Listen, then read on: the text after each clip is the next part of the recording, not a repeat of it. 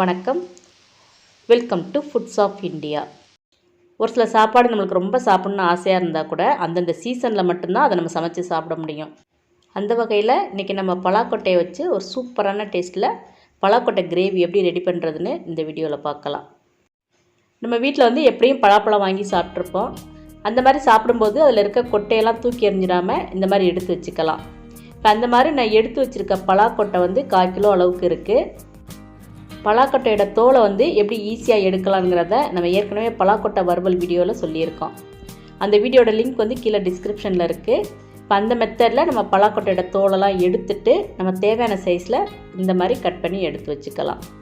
இந்த கிரேவிக்கு முதல்ல தேவையான மசாலாக்களை நம்ம அரைச்சி எடுத்துடலாம். அதுக்கு ஒரு மிக்ஸி ஜாரில் அரை மூடி தேங்காய் எடுத்துக்கலாம். தேங்காய் மூடி கொஞ்சம் பெரிய சைஸாக இருந்துச்சுன்னா தேங்காயோட அளவு கொஞ்சம் குறைச்சிக்கலாம். இப்போ இது கூட 4 சின்ன வெங்காயம், 4 பல் பூண்டு, கொஞ்சமாக கறிவேப்பிலை, அப்புறம் அரை டீஸ்பூன் ஜீரகம். இப்போ இந்த மசாலா அரைக்கிறதுக்கு தேவையான அளவு தண்ணி சேர்த்துக்கலாம். இப்போ ஒரு மூடி போட்டு மூடி மிக்சியில் மீடியமாக அரைச்சி எடுத்துக்கலாம். ரொம்ப நைஸாலாம் அரைச்சி எடுத்துடக்கூடாது. இந்த மாதிரி மீடியமாக அரைச்சி எடுத்துக்கலாம். இப்போ நம்ம கிரேவியை ரெடி பண்ண ஆரம்பிச்சிருவோம். அதுக்கு ஒரு கடாயில் 2 டேபிள் ஸ்பூன் அளவுக்கு எண்ணெய் சேர்த்துக்கலாம். எண்ணெய் நல்லா சூடான உடனே அரை டீஸ்பூன் உளுந்தம்பருப்பு, அரை டீஸ்பூன் கடுகு சேர்த்துக்கலாம். கடுகு நல்லா இந்த மாதிரி பொரிஞ்சு வந்ததுக்கப்புறம் அரை டீஸ்பூன் ஜீரகம் சேர்த்துக்கலாம். இப்போ ஜீரகமும் நல்லா பொரிஞ்சதுக்கப்புறம் ஒரு மீடியம் சைஸ் வெங்காயத்தை இந்த மாதிரி பொடியாக நறுக்கி சேர்த்துக்கலாம். அப்புறம் 5 பல் பூண்டை இந்த மாதிரி பொடியாக நறுக்கி சேர்த்துக்கலாம். இப்போ இந்த வெங்காயம் வதங்குறதுக்கு நம்ம கொஞ்சமாக உப்பு சேர்த்துக்கலாம். வெங்காயம் நல்லா கண்ணாடி பதம் வர வரைக்கும் நம்ம எண்ணெயில் நல்லா வதக்கி எடுத்துக்கணும். பாருங்கள், வெங்காயம் இந்த மாதிரி நல்லா வதங்கி வரும்போது இது கூட 2 பச்சை மிளகாயை நறுக்கி சேர்த்துக்கலாம். அப்புறம் கொஞ்சமாக கறிவேப்பிலை சேர்த்துக்கலாம். இப்போ இதையும் சேர்த்து நம்ம எண்ணெயில் நல்லா வதக்கி எடுத்துக்கணும். இப்போ இது கூட ஒரு மீடியம் சைஸ் தக்காளியை இந்த மாதிரி பொடியாக நறுக்கி சேர்த்துக்கலாம். தக்காளி நல்லா மசிஞ்சு வரணும். அது வரைக்கும் எண்ணெயில் இதை நல்லா வதக்கி எடுத்துக்கணும். தக்காளி எண்ணெயில் நல்லா இந்த மாதிரி வதங்கி வந்ததுக்கப்புறம் இப்போ இது கூட அரை டீஸ்பூன் மஞ்சள் தூள் சேர்த்துக்கணும். அப்புறம் 2 டீஸ்பூன் மிளகாத்தூள் சேர்த்துக்கலாம். நீங்கள் கடமிளகா சேர்க்குறீங்கன்னா காரத்தை கொஞ்சம் குறைச்சி சேர்த்துக்குங்க. இந்த மிளகாத்தூளோட பச்சை வாசம் போகிற வரைக்கும் எண்ணெயில் நல்லா வதக்கிக்கணும்.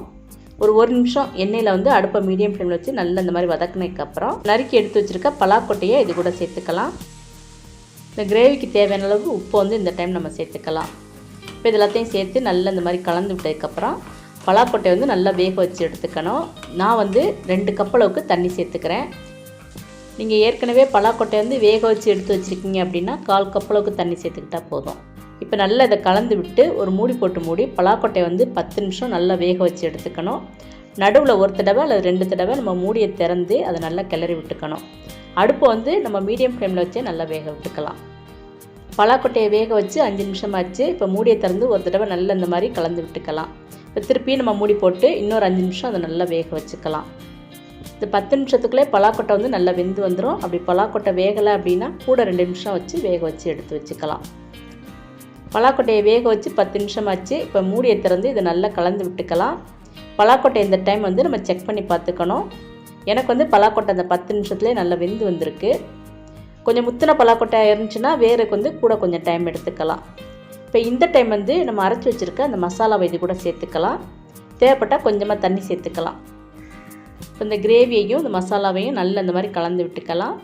இப்போ திருப்பி நம்ம அடுப்பை சிம்மில் வச்சுட்டு ஒரு மூடி போட்டு மூடி 5 நிமிஷம் அப்படியே சிம்லே விட்டுறலாம். அந்த மாதிரி சிம்லே வேக வைக்கும்போது இந்த அரைச்ச மசாலாக்களோட பச்சை வாசம் போய் நல்லா எண்ணெய் பிரிஞ்சு வரும். இப்போ 5 நிமிஷத்துக்கு அப்புறம் நம்ம மூடியை திறந்து நம்மளோட பலாக்கொட்டை கிரேவி ரெடி ஆயிடுச்சுன்னு செக் பண்ணி பார்த்துக்கலாம். நம்மளோட பலாக்கொட்டை கிரேவி நல்ல எண்ணெய் பிரிஞ்சு வந்திருக்கு. நல்ல வாசம் கமகமன்னு இருக்குது.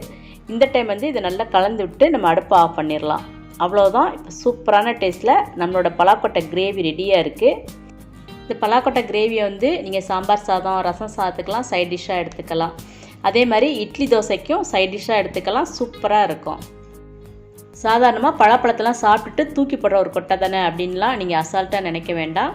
இந்த பலாக்கொட்டைக்கும் நிறைய மருத்துவ குணங்கள் இருக்குது. இந்த பலாக்கொட்டை நம்மளோட கண்கள், தோல், அப்புறம் முடியெல்லாம் ஆரோக்கியமாக வச்சுக்கிறதுக்கு ரொம்பவே உதவும். அப்புறம் நம்ம உடம்புக்கு தேவையான ஊட்டச்சத்து, இரும்புச்சத்து எல்லாம் அதிக அளவில் இந்த பலாக்கொட்டையில் இருக்குது. பலாக்கொட்டை எங்கே பார்த்தாலும் விட்டுறாதீங்க. அதே மாதிரி பலாப்பழம் சாப்பிட்டாலும் அந்த கொட்டையை தூக்கி எறிஞ்சிடாதீங்க. இந்த மாதிரி டேஸ்டியாக விதவிதமாக பலாக்கொட்டை வறுவல், பலாக்கொட்டை கிரேவி, பலாக்கொட்டை பாயசம்னு நிறைய நம்ம ரெடி பண்ணலாம். சீசன் இருக்கும்போதே இந்த மாதிரி பலாக்கொட்டையை வச்சு சூப்பரான டேஸ்ட்டில் பலாக்கொட்டை கிரேவி ட்ரை பண்ணி பாருங்கள். இந்த வீடியோ உங்களுக்கு பிடிச்சிருந்ததுன்னா ஃபுட்ஸ் ஆஃப் இந்தியா சேனலை சப்ஸ்கிரைப் பண்ணி சப்போர்ட் பண்ணுங்கள். தேங்க்ஸ் ஃபார் வாட்சிங்.